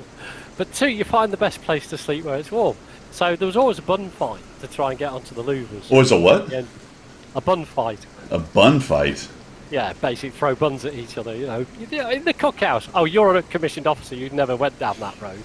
But back in the day, in the cookhouse, when somebody, you know, when somebody was a bit, like, being boisterous, they would lob one of the buns at one of the other lads across the cookhouse, hit him on the back of the head, and then you'd start a bun fight. Right. Okay, so everybody lobbing buns, and the chefs were going mad. That's our food we've just cooked you. It's crap food anyway, mate. Let's throw it at each other. So we did all that. So anyway, so I'm sort of sat on the louvers. I did not lick the metal, by the way. I have my tongue. I did not lick the metal. But what happens is, of course, when it snows, it builds up. So it almost automatically builds up like an igloo, and I'm fast asleep. I wake up in the morning, I'm surrounded by white. So I'm now like doing whack-a-mole, poking out to see what's happening right on the louvers. What was it? Was it? Somebody hit me. Somebody threw a tin of bacon burgers at me, right, and hit me bang on the head. I was like, whack-a-mole. So yeah. Was it idling the whole night? Yeah, basically what they did is they put it on slow idle. It was a 432, it wasn't a tank, it was a 432. Yeah. They put it on slow idle, and they have it all wired up with electrics and everything else, so it can do that. So yeah, I was nice and toasty, but the whole surrounding area had built up with snow. So it was like, oh, hey, got me an igloo, whack-a-mole. So what I get from that is first you have to have a bun fight to get a sleeping position. Yes. Which sounds slightly creepy. Yeah. Yeah. We're all just gonna let that one go. You leave that one where it is. Yeah, we're all just gonna let that one go. Fight, by the Back way. to season 6. I promise you, my friends, you do not have to have a bun fight to do Battle Pass season 6. You will need some gold though if you want to get the extra goodies. So that's coming up. Does it have a date? Sometime after what? September 6th? Is that what you were saying for the end of Battle Pass? Yeah, this one finishes on the... Okay. Season 5 will last until September the 6th. Okay. Which then rolls into what's going on with the marathon. Do we have one? I haven't heard a peep. Not a peep. There was that early leak that there was going to be one in August, but not a peep since then. I just looked at all the blogs, didn't see anything about what's going on with that. My expectation, if it's going to happen, is this week, I guess. So we should hear about it. Right. Okay, well, yeah. I don't know. Run it along the same time. They've done that before. They've run it at the same time as Battle Pass and everything else, didn't they? Last time. Yeah, it's in conjunction. Yeah, they've run. I think they've had at least several marathons during Battle Passes now. Yeah. I don't know, Wayne. That's the question. No clue. What's that British one called? The Carillion or something they called it. I can't remember what something like that. Yeah. Yeah. But they've got it. It's a heavy tank, but it's basically it's a GSOR 2.0. The Taliban. Yeah, the Caliban. It is the Caliban. Much like the Taliban. One letter away. One letter away from the Taliban. Just around midnight, did his own non-playing marathon. That's not a bad idea. That can sometimes absence makes the heart grow fonder, as they say. Oh yeah. As they say. All right, so referral program 2.0 is out. Yeah. And there's some new tanks involved. That's a pretty good deal, actually. I'm going to show you guys here how you get to that. There is an article, and true to Wargaming's skill at putting together articles, it's the referral program, and there's fresh rewards, and they talk about August Heat, and here's the rebalancing, and here's the receive a medal mission. They've changed that. That's cool. And they added the Pudel, and they added the STA2, and about the referral program, and generate your personal link, and take advantage of free slots, and no links to get to the referral program. But wait. Wow. But wait. There it is. Right. It's over here in related content, in case you actually wanted to do the referral program. This is just an article talking about it. It's if you actually want to do it, then you have to go here. Yeah. And you come down here and you get your link. You copy that link. And this tells you how to do it. You can actually invite somebody new, or you can invite somebody with 200 or fewer battles, or somebody who hasn't played in the last 60 days. Right. So there you go. If anybody wants a referral, this probably doesn't apply to any of you guys, but if there's someone watching who does, I'm happy to do it. Just let me know, and I'll send it your way. Cool. I have all the tanks. What you really want to do is find somebody who doesn't have the tank. I mean, I have everything, so I'm happy to do it, but find somebody who can use the tank. I'll get credits for the tanks, which is fine. But if you're going to start playing or start a new account, make sure you do the referral program with somebody. That way you both get the goodies. Because there's more than tanks. There's bonds and all kinds of goodies in there. So I've done it twice now on the EU account, and it's well worth it. It's well worth it. Yeah, I did on the EU, and I got the. Was I doing that without showing everybody? Goodness gracious! I hope not. Maybe I was. I didn't have your. Did I have it up or not? I don't know. I've been clicking it on and off so much I can't remember. Anyway, in case I screwed that up, which I very well could have. I know. Howie said they saw it. Okay, good. Perfect. I won't go through that then. Referral program 2.0. Front lines. We wanted to discuss front lines a little bit. So we talked about it a little bit earlier. I did EU. I did it on my EU account with only about 3 tier 8s and some rentals. I had the T-54 Mod 1, which was I think a referral program. Somebody the person who gifted me the Renegade, who escapes me who the hell it was right now, probably one of you guys, and I'm forgetting. And then I have I guess I don't have another premium. I was using my Bulldog, my tier 8 Bulldog. I had 2 hours of premium, so I was running premium account. I wasn't running boosters, and the credits were terrible. I exactly the same. As you all know, I've got a competition EU account which I just use for the various competitions to win reward tanks and all the rest of it. It's not my Navalhorn account; it's a different one. I've done front lines on that account for as long as front lines has been running, the last few years. I use a light, a medium, and a heavy. in that order, and a couple of rentals, whatever happens to be out. I mean, last year I think it was the T44FL or something like that. So over the years, I've made over 100 million, or close to 100 million credits. Credits all the way, all the time, because I was running a premium account. This year's Not per frontline. You're talking about you built up 100 million. Yeah, over time. What would you estimate you did during a week of frontline? 28 million, something like that. All right. 24 to 28, thereabouts, with boosters and premium credits. Booster on credits and premium. So, I mean, probably not as much as that, actually. I think around about possibly 20 million. I really didn't look at it that hard. Yeah. But anyway, but always grinding credits, always getting credits, always getting 200,000 plus, that sort of thing. I'm now running it without a premium account, and I am, majority of the time, losing credits. Now, as I said to you earlier on, is it tinfoil hat? The introduction of tier 9s has made it very hard to grind out the credits unless you're a tier 9 farming the damage. I'm having to use gold to penetrate some of the tier 9s that are in game. Never used gold before, or premium ammunition. Never used premium ammunition before on front lines.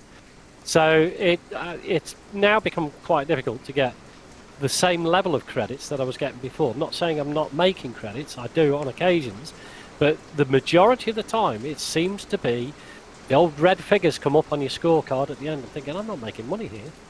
So it's put me off the game a little bit, off the mode a bit.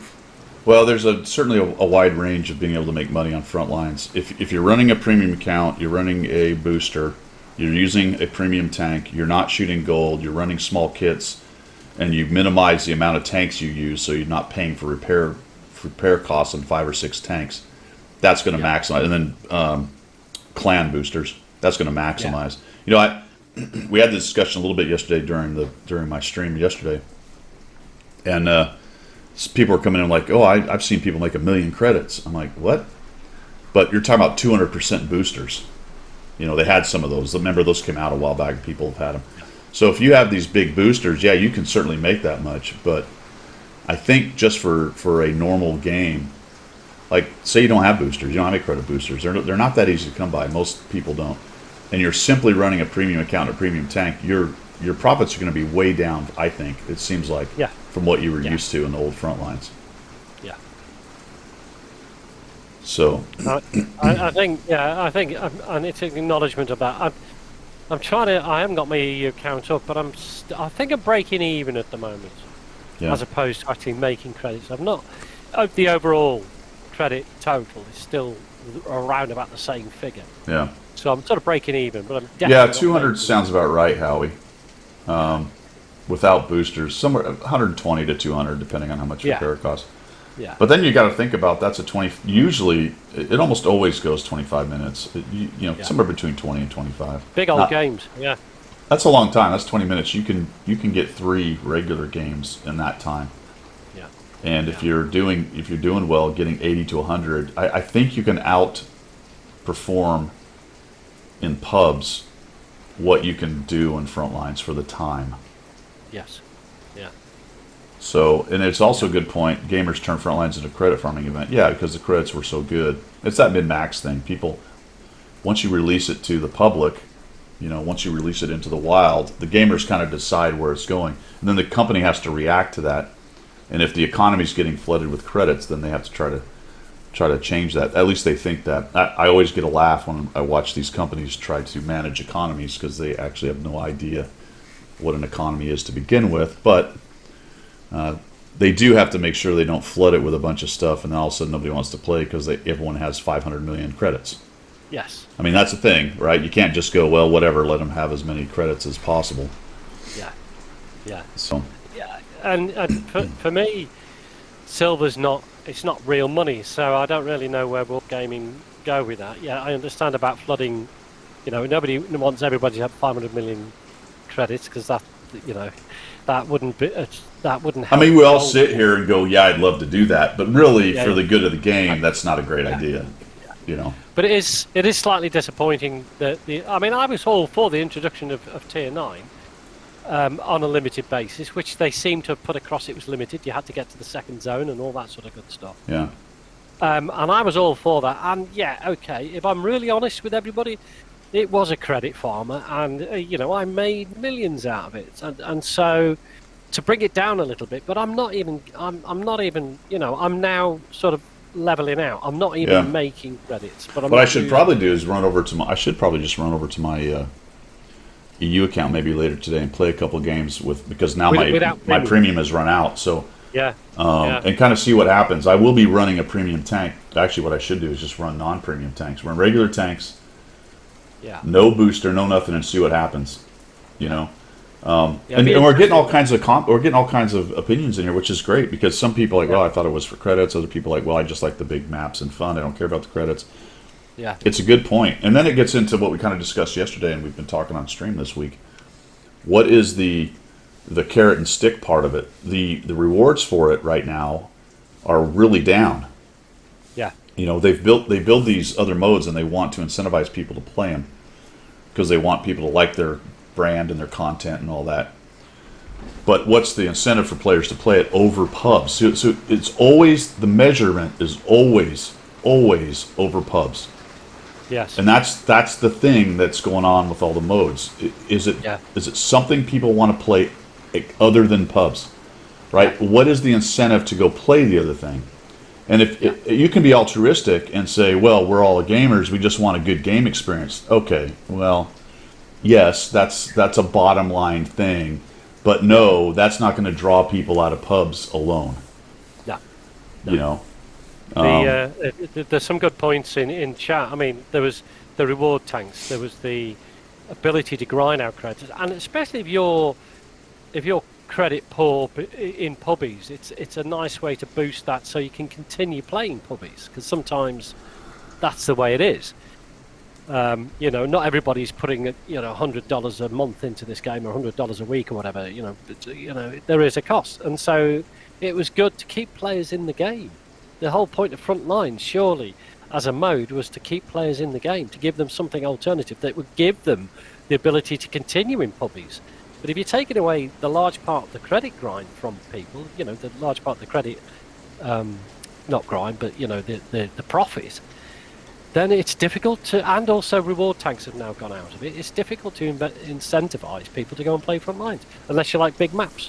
But they have a problem though, don't they? Because if you boost up the credit earnings for standard accounts and standard tanks, when people like us have a premium account, premium tanks, personal reserves, clan reserves, all those things, then that's where we get these ridiculous, I'm making 500,000 in a game kind of thing. Yeah. That they can't scale it. There's no way to scale that. You can't. No. So I think they've tried to make it to where their standard players, if they do okay, can make something. But I think it's so little now for a 25-minute game. I'm curious. I may have to do this after this. I'm curious what, in 25 minutes I'm going to make messing around with a standard account. Now, the same thing can be said about a pub. I'm going to struggle to make coin in a pub match too. Right. And anytime you start pressing number 2, you just start digging into what little you're going to make. Yeah. Yeah, but that's the point. You've got to balance your cost out. I mean, if you're... it's not the whole thing, but if you're fighting tier 9s, then invariably you're going to be looking at pressing 2 to make an impact. Well, the tier 9s is a whole nother subject, and that I can't quite wrap my mind around why, other than they just wanted to change it up a little bit. People kept saying, hey, how about a Frontlines at tier 9? Well, they're like, oh, we'll do you one better. We'll just add tier 9 to 8. Well, why not just make it tier 9? That removes a lot of this. That removes a lot of this premium tank thing. Yeah. There are no extra credit tanks at tier 9, and people might like that, just 9s versus 9s. Yeah. That would be cool. Even the Char Future and all that sort of stuff, that'd be cool. Yeah. The games are wide open enough, Bean, from what I've played, and I've probably played half a dozen, maybe 8 or so now at this point, maybe up to 10. The 9s haven't bothered me too much because the maps are wide open enough and enough people are still running around in 8s and trying to credit grind that right now they don't cause too much of a difference. It's certainly a problem. I mean, you run into a Conqueror in your tier 8 medium, you're in trouble. Well, it's the end game that is the difference, I think, personally. is that if you've got tier 9s defending the gun emplacements with hull down positions, that is so much harder now. So much harder, because you are not going to peel that Conqueror out, or the T-30 is going to whack you and take you 2/3 your health in one shot. So that's where I think that's where it actually impacts greater. I don't think it impacts so much in the zones. You're quite right in what you say there, because there's enough space to manoeuvre around that problem. But when you start to go to the gun emplacements, you start to hit that. Well, ideally, you want to be as close to general by the time you get to the backfield. Yes. And that way you're just trying to get a few more, and any damage past that is the gravy train. Yeah. Although to be honest, why are you really worrying about general? Well, that's it. I mean, the damage and the assist gets you there. So really, you need the damage, and you want to get the damage assist experience to get your credits. That's important. Yeah. But as far as no kidding, just prioritizing general, it doesn't really matter, because getting through it, there's not enough rewards to matter that you try hard too hard. Still, you don't want to be a sergeant or lieutenant all the time, because that you're not making credits. You didn't do enough damage to make any credits. So it's not. It is connected. It is connected, but you don't have that try hard. I got to get general because of my time sink. I'm trying to min max my time sink so I don't spend so much time on grinding it. Well, now you don't have the rewards where that matters. So the reward is playing as long as you can to get as much credits as you can. Yeah, which is a good point, and it's a good point also that, like Bogey says, you've got tier 9s available in that position as well. So you're not forced to play tier 8 against tier 9. Is the multiplier on experience or credits? I thought it was only on experience. It's on rank, I think. Well, yeah, like Cliffy says, rank gives a multiplier, but isn't it just experience, or is it actually credits also? No, it could be just experience, I think. I don't know. I don't remember. No, I don't know. Oh, it's both, is it? Bean says both. Well, there you go. So you're getting a bonus. So you do want to get the general. You want both. You're right. Okay. Yep. Yeah. So obvious reasons. Obviously saying that it was his first time playing front lines, as I'm new. My clan mates kept telling me how much fun it is, but I didn't find it to be. I think it's a very individualistic thing, but I mean, I still enjoy front lines. Don't get me wrong. I love the fact that it's got big maps, and the meta hasn't changed that much. It's just that extra kick in the pants now when you're not getting the credits. For me personally, anyway. Yeah. But it's a great discussion, because as you can see in chat, there's many, many different opinions about it. Sure. Everyone's not in lockstep on it. And to some extent, that's why Wargaming, fiddles with it. They're trying to please people. You know what I mean? Yeah. Make it better in their eyes. Whether you think it actually got better or not is obviously personal opinions. Like I've said the whole time, I could do without the tier 9s. That's a addition that made no sense to me, and was completely irrelevant to the experience. Yeah. It just, who cares? And the argument was to give the defenders a push or a bonus if they're getting beat. I'm like, what? Well, yeah. Yeah.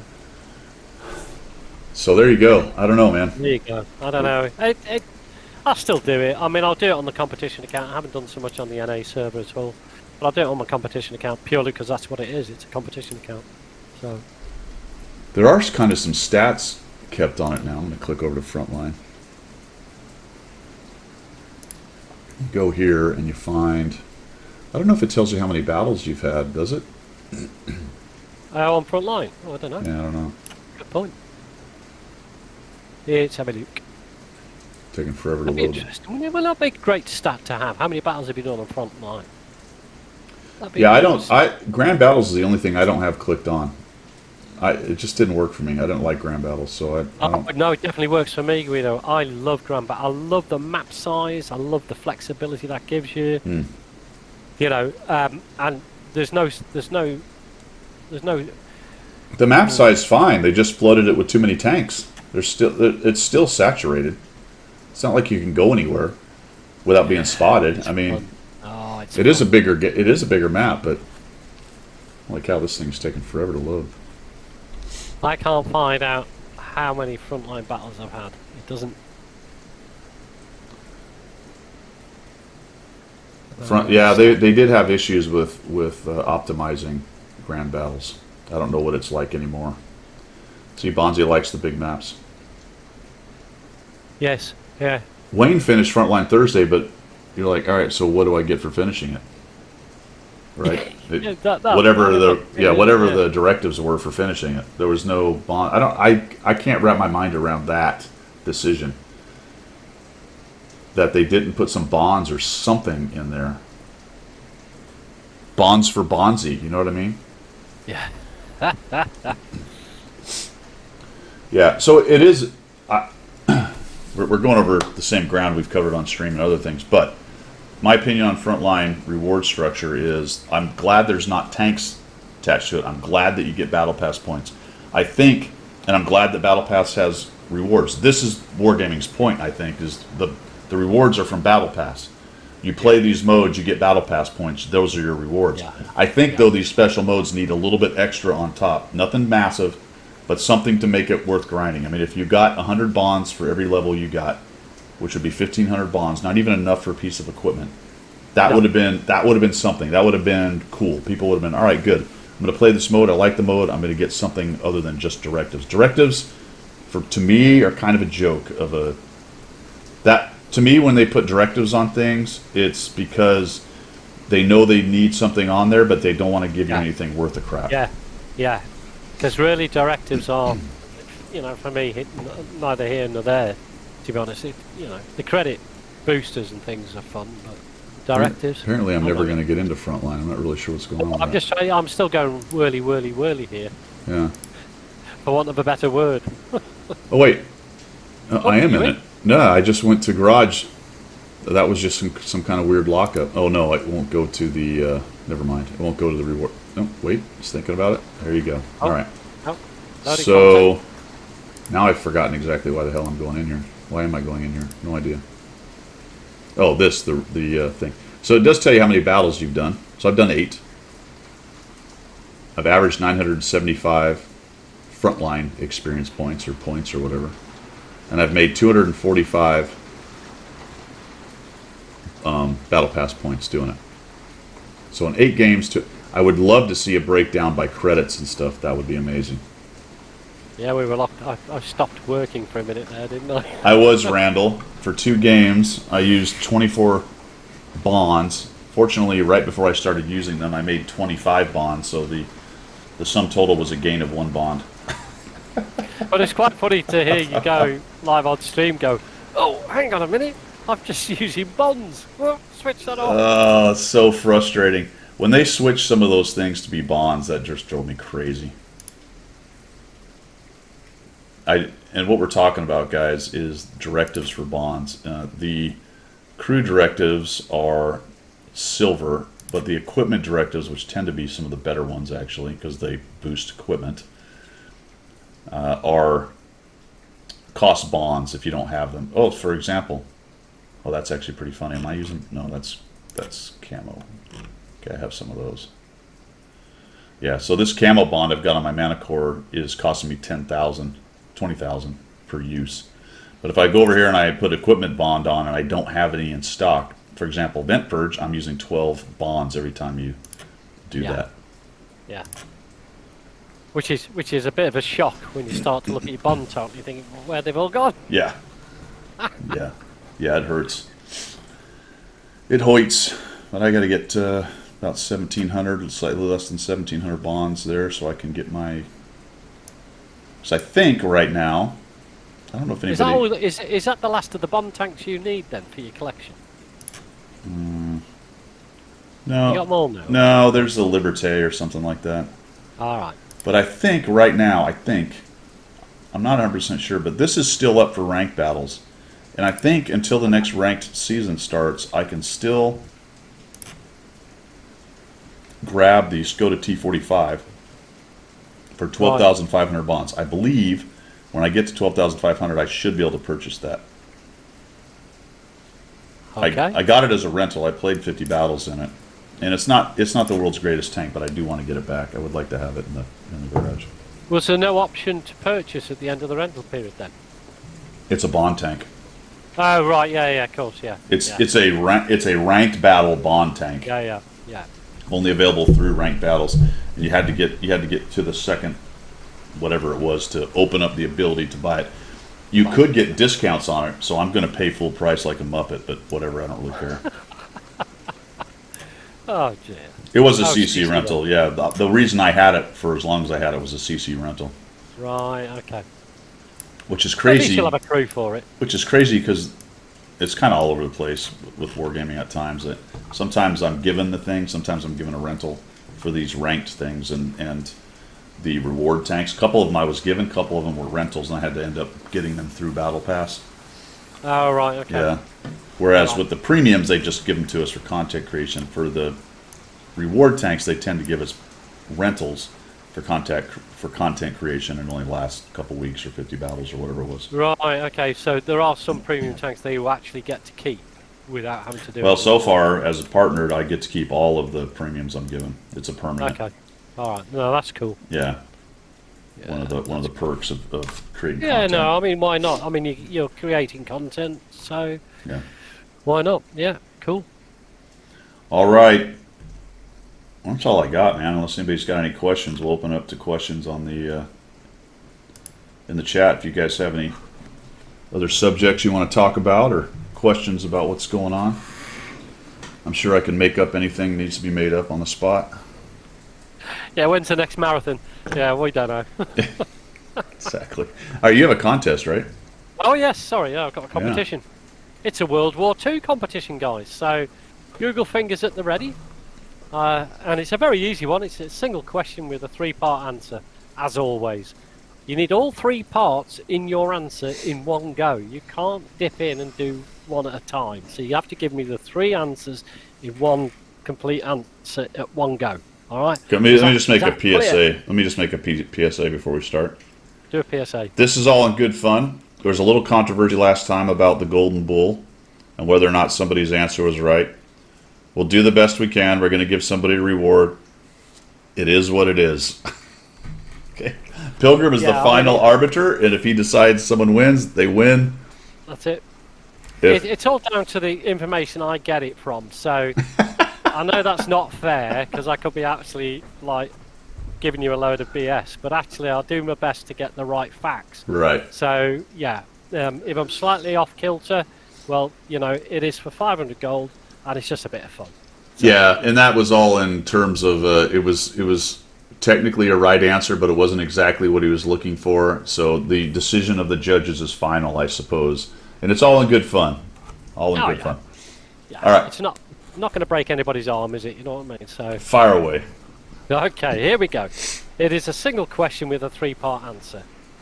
In the Second World War, America decided that some Germanic named items needed to be changed, and I need to know the 3 items' new names, what they were changed to. So the 3 items are: what was hamburgers renamed as, what was sauerkraut renamed as, and what was German measles renamed as. Okay, so the 3-part answer, you need to give me the 3 answers in one go. So, hamburgers, sauerkraut, and German measles. They were all renamed in the US during the Second World War because they were too Germanic. So what were they renamed into, is the answer. Yeah, hamburgers. Were renamed, Howie. Sauerkraut, and what was the other one? Hamburger, Schnitzel? sauerkraut, and German measles. What else would you call them? When you were first telling me that before we started, you had the 2 food items. I'm like, all right, what's the 3rd food item? Schnitzel or bratwurst? And you're like, measles. I'm like, what? Oh dear. Wait, you made sauerkraut? Wow. How do you make sauerkraut? No obvious, not. Don't you just put it in a pot? Right. Let's just put it in a pot and bury it in the yard. Oh, that's kimchi. Really? I can't. Obvious reasons. Close, but not quite. Very close, but not quite. You let it ferment in a barrel. All right, that's how you make kimchi. Just salt and thyme, and that's it. Shred cabbage, salt it, cool. Sit on the counter for a week. Oh. Can you do other things with it to make it? I don't know. Well, you can add other stuff, can't you? I mean, in Germany, the old sauerkraut used to have all sorts of stuff in there. No, they put. There you go, MC950. He's got it spot on. MC950, you are the winner. Yeah, they renamed it Liberty Steaks, Liberty Cabbage, and Liberty Measles. Who in the right mind would go, do you know what? I want some of that Liberty Measles, please. Yeah. Left shoes in Give me there. them Liberty Measles, my friends. Give me them Liberty Measles. MC950, I need your in-game name and server, if you send it to me, please, so I can give you your 500 gold, my friend. Well, the stuff they add to sauerkraut, I think a lot of that is added after. I mean, you wouldn't want to put meat or anything in there while it's doing its thing. No. So you're going to make the base sauerkraut, but I was just wondering what other things you could put in with it to change it up a little bit with the base sauerkraut. A bit of black pepper, maybe, or some other sort What are of spices, right? So spices Yeah. probably wouldn't do anything bad to it. Is there any other veg you might chuck in there to make it different? I mean, I'm sure that's sour cabbage and carrots. No. juniper berries. Oh. Juniper berries. Cliffy is like some kind He's a of bit of a crazy chef, isn't he? sauerkraut.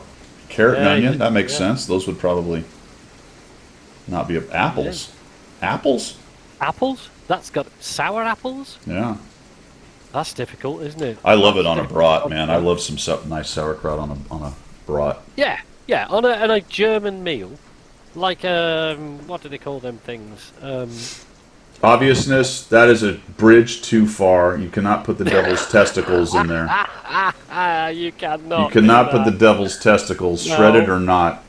No, that is gross. My wife beyond loves those gross. things. Loves those things. She roasts them, and they are edible roasted. I can, and a lot of salt. I can kind of. Actually, when the outside leaves get roasted and fall off, they're like little chips. They're quite good. Yeah. Yeah. But, yeah. But oh my gosh, No. they're horrible. Then she eats them cold in the morning. Oh, that is not good. No, That and is the not smell good. just fills up the house. I'm like, you're eating Oh, those stupid dear, Brussels sprouts this dear. morning, aren't you? I love them in the morning. I'm like, oh my god. Yeah, the tender ones. I have acquired a slight taste for them. I guess roasted, it's okay. But man, when people like boil them or just cook them, ugh.